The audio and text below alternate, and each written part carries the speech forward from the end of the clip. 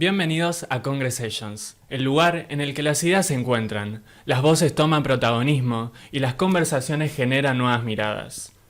Prepárate para compartir, debatir y descubrir temas que atraviesan nuestra realidad. Estamos transmitiendo en vivo desde el quinto Congreso Latinoamericano de Comunicación de la Universidad Nacional de Villa María. Yo soy Ignacio Silva. Y yo, Agostina Ticera.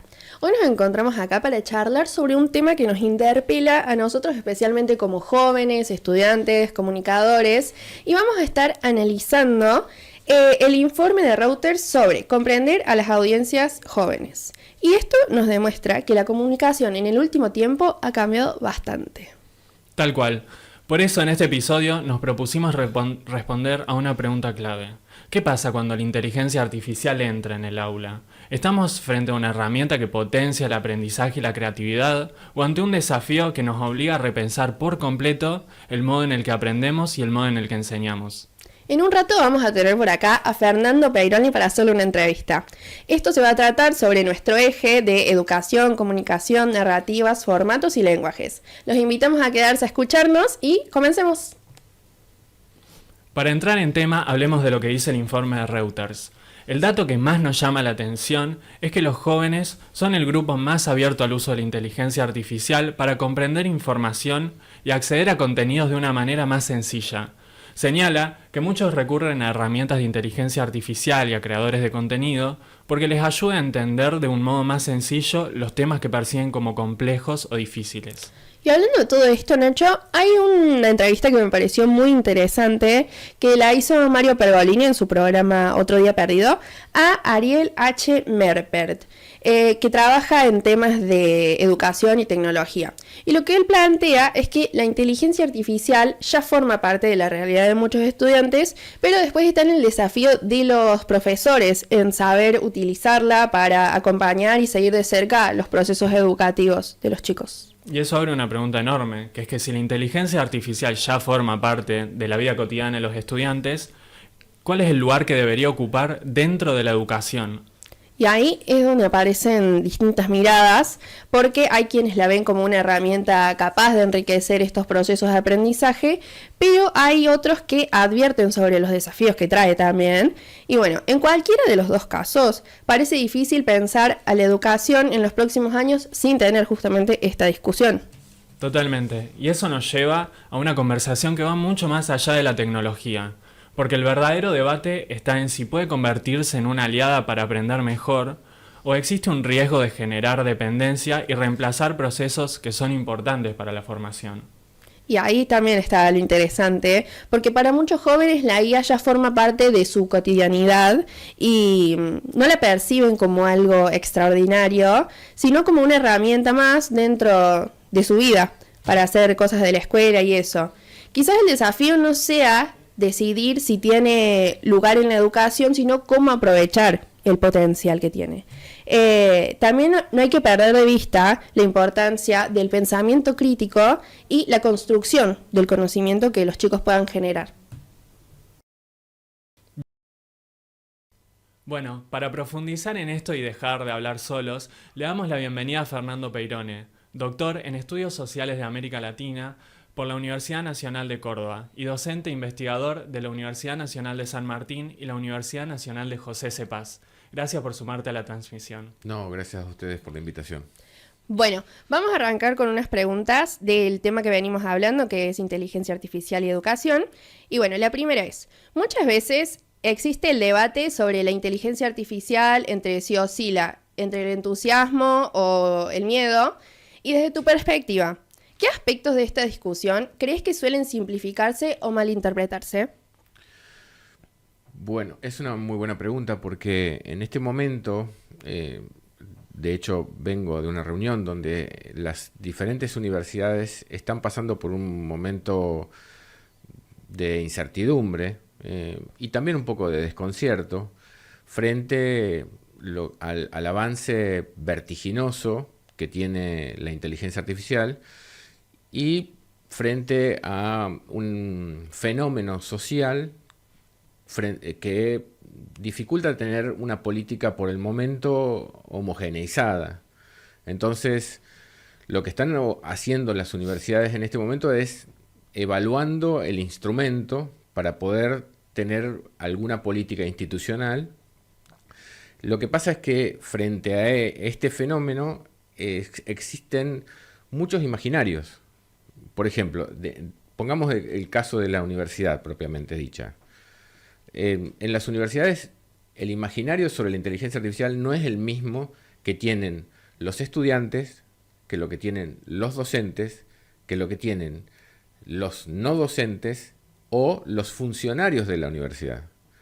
No es un criterio homogéneo.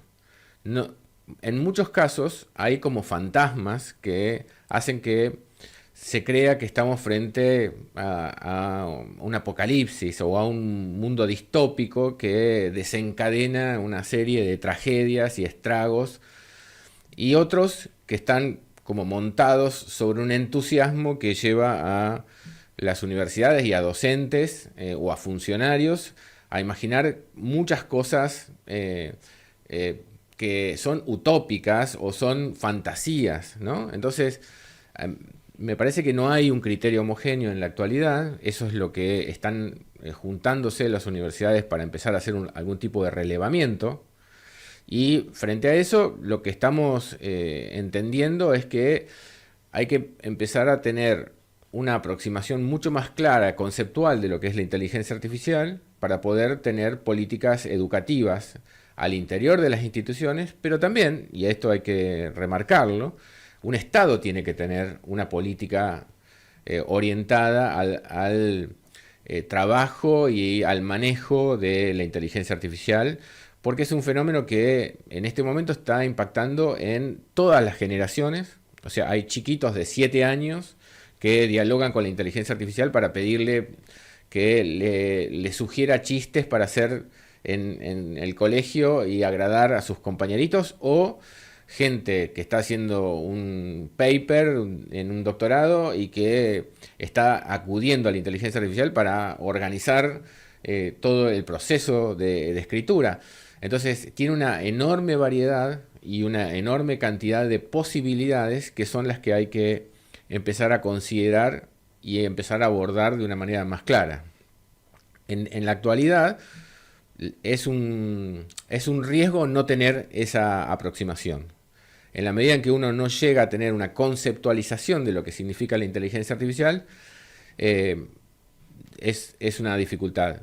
Sobre todo, y a mí me preocupa particularmente, la falta de interlocución entre el mundo de las ciencias duras, las ciencias exactas, que tienen un abordaje algebraico prácticamente del mundo, cuantitativo del mundo, frente a una perspectiva social que no está demasiado incorporado a la implementación de la inteligencia artificial, y no es un fenómeno técnico, sino que es un fenómeno sociotécnico, con lo cual la mirada de la ciencia social es fundamental y es lo que estamos tratando de promover. Completamente. Si tuvieras que identificar el principal desafío que tiene la inteligencia artificial, o sea, ¿cuál es el desafío que plantea hoy para la educación y para la comunicación? ¿Cuál sería y por qué? Son dos áreas diferentes. Comunicación y educación pueden estar, digamos, interseccionadas en la vida de ustedes, que son estudiantes de comunicación en una universidad. Pero son dos fenómenos diferenciados con los cuales hay que tener como ciertas estrategias particulares, ¿no? A mí me parece que desde el punto de vista de la comunicación se está desarrollando e implementando independientemente de las instituciones y del control de las instancias de regulación. Se está desarrollando muchísimo la aplicación de la inteligencia artificial, lo cual es interesante, pero también hay que tener en cuenta cuál es el impacto que eso tiene, ¿no? El impacto que tiene por ejemplo, en el mundo del trabajo vinculado a la inteligencia artificial y su aplicabilidad en distintas ramas de la producción, por ejemplo, ¿no? En la producción de instancias mediáticas es importante empezar a tener una evaluación, un protocolo. Eso todavía no está desarrollado. Se implementa, pero de un modo bastante salvaje, digamos, porque no hay justamente una instancia de regulación o de control, de recomendaciones, de protocolos que harían que esto sea un poco más relevable, porque en este momento no puedes relevar porque no hay homogeneidad en el uso. Esto es lo que tiene que ver con medios que no están dentro de una empresa y que, por ejemplo, se da mucho en el mundo de streaming, ¿no? O en el mundo podcast, o en el mundo de los videos cortos, que en la actualidad con inteligencia artificial se pueden hacer reels, se pueden hacer carrusel, se pueden hacer muchas cosas. No sé si vieron que NotebookLM actualmente, además de armarte muchas posibilidades de expresión de un trabajo en un PowerPoint o un podcast, también te hacen videos. Entonces, eso se está desarrollando de una manera muy acelerada, sin posibilidades de intervenir o de controlar. No quiere decir que tenga que estar todo controlado, pero sí empezar a entender la herramienta de una manera mucho más eficaz. Y lo otro, en la educación, a mí me parece que es fundamental empezar a tener un proceso de alfabetización de lo que significa la inteligencia artificial. Se usa entre mis estudiantes, hace 3 años atrás la usaba el 60%, el año pasado el 80% y este año el 95%. Entonces, todos usan la inteligencia artificial. Tenemos que tener también un modo de alfabetizar sobre ese uso. Porque no es que por usarla no tengas preguntas sobre la herramienta. Tenés un montón de preguntas y eso es lo que creo yo que debe promover el sistema educativo. Una reflexión metacognitiva, que vos puedas preguntarte sobre esa herramienta, cómo funciona, cómo te afecta, qué efectos tiene, y empezar a hacer una alfabetización en diferentes instancias, porque yo creo que esto debería ser una política educativa que abarque desde la primaria hasta la universidad, donde vos tengas instancias de alfabetización funcional para darte cuenta cómo opera la inteligencia artificial, una instancia analítica donde vos puedas entender de cómo funcionan diferentes inteligencias artificiales, qué es un agente, cómo se organiza, qué pasa si vos lo incorporás a tu computadora o si lo usás en la nube, ¿no? Son todas cuestiones que no pueden ser aprendidas de una manera informal y errática, sino que tiene que estar moderada, conducida, para que su incorporación sea efectiva. Y una última instancia que me parece que la educación tiene que incorporar, que es una instancia epistémica, de una alfabetización que te permita ver el fenómeno sociotécnico, o sea, a qué intereses responde, porque no es lo mismo la inteligencia artificial de Occidente, digamos Gemini, ChatGPT, Claude, que las DeepSeek, Queen o Kimi, que son las inteligencias artificiales orientales, que tienen otra composición, tienen otros sesgos, tienen otro modo de funcionar y otra manera de incorporarte como usuario. Bueno, todo eso me parece que es parte elemental de la discusión actual. Perfecto. Y para bajar todo esto a la práctica, queríamos invitarte a mirar el siguiente recorte de Otro Día Perdido, que es el programa de Mario Pergolini, que como ya mencionábamos antes, es una entrevista con Ariel H. Merpert. Uh-huh. Un docente con 30 estudiantes a un docente con 30 inteligencias artificiales o agentes de inteligencia artificial con 30 estudiantes. Ese cambio de cuenta es revolucionario, es lo que estábamos esperando que pase, porque los docentes tienen un límite, se agotan, no pueden hacer un seguimiento tan individualizado de los estudiantes muchas veces, y esto nos permite que tengan un asistente que pueda hablar en el lenguaje de los estudiantes, reportarle, intervenir. Tenés que preparar a los docentes, ¿no? Por supuesto. Y es un problema porque Claro. todavía está pasando en Argentina que hay muchos que no quieren saber nada Claro. con esto. Y es urgente que nos pongamos a pensar cómo podemos acercar a los docentes y cómo podemos hacer que los estudiantes que ya están usando inteligencia artificial tengan alguien con quien pelotear este tipo de cosas. Sí, yo Con respecto a lo que dice Pergolini, que creo que es casi el invitado es casi un alter ego de Pergolini, porque Pergolini hace rato que viene diciendo que hay que pensar si siguen siendo útiles los docentes frente al avance de la inteligencia artificial. Él no es que lo recomienda, pero está diciendo, hay videos de él grabando con un celular y diciendo, explícame la teoría de la relatividad para un universitario, después explícamela para un chico de un colegio secundario, y ahora explícamela para un pibe de primaria, o para el padre de un pibe que está en el secundario y que no sabe cómo ayudarlo. Entonces es un asistente que es muy interesante, y él promueve un poco eso diciendo que la educación está de algún modo en decadencia, que la educación entendida como la entendió la modernidad es una instancia que en este momento está como en su ocaso, ¿no?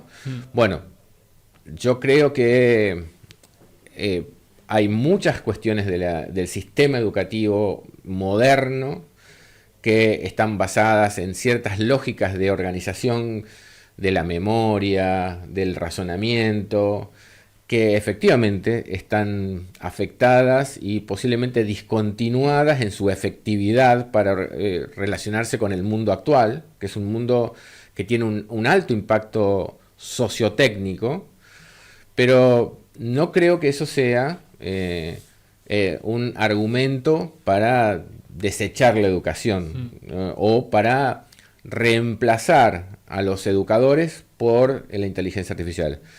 A mí me parece, tomando como ejemplo lo que ocurre en algunas políticas educativas de China, por ejemplo, me parece interesante lo que ellos hacen, que es enseñar a dominar la inteligencia artificial, no a usar la inteligencia como con una función delegativa, donde vos delegás cognitivamente o tus funciones en la inteligencia artificial, porque eso está oculto, no lo declara, pero en la práctica lo que está haciendo es reemplazando a los humanos por máquinas, y tiene también una cosmovisión bastante difícil de coincidir, por lo menos para nosotros, que venimos de una formación crítica respecto de esta especie de aluvión tecnológico que las Big Tech están haciendo en el mundo. Entonces, si vos profundizás esa política, vas a terminar haciendo que, como están de hecho recomendando Elon Musk y algunos de los mega emperadores tecnológicos, que es proponer que las instancias de resolución del Estado se deleguen directamente en la inteligencia artificial. Entonces, ya no tiene que existir Washington como la sede de la política, ya no tiene que existir una corporación corrupta como la política, tenemos que trasladar eso a Silicon Valley, porque en Silicon Valley está la inteligencia artificial y los algoritmos van a resolver mucho más eficazmente que los humanos y esa corporación corrupta. Bueno, yo creo que esa delegación termina en ese proyecto. A mí me parece mucho más interesante, mucho más desafiante y mucho más acorde a las potencialidades que tiene la humanidad, una instancia donde vos puedas dominar la inteligencia artificial y a partir de eso generar determinado tipo de productos o evaluaciones que son automáticas y que efectivamente se pueden reemplazar, pero hay otras que no, porque la inteligencia artificial lo que tiene es la posibilidad de crear a partir de lo que ya existe, pero no de imaginar. Entonces, la imaginación no es algo de la inteligencia artificial, es algo humano. Sí te puede organizar, sí te puede recrear a partir de elementos que ya existen o de bases de datos que ya existen, pero no puede imaginar. Esa imaginación es humana y para implementar esa imaginación hay que dominar a la inteligencia artificial y no al revés. Tal cual. Bueno, muchísimas gracias, Fernando. Ha sido un placer tenerte en esta charla. Fue súper enriquecedor todo lo que nos has brindado. Y bueno, agradecerte por tu tiempo y por poder estar acá presente. No, es un gusto. Además, en mi rol de docente y de investigador, debo confesar, y lo hago todo el tiempo, que en la medida en que no logro tener una interlocución con mis estudiantes, con gente de la edad de ustedes, hay muchas cosas que se me pasan. De hecho, nosotros acabamos de terminar una investigación sobre el impacto que tiene la tecnología en los procesos de socialización y de subjetivación de los adolescentes.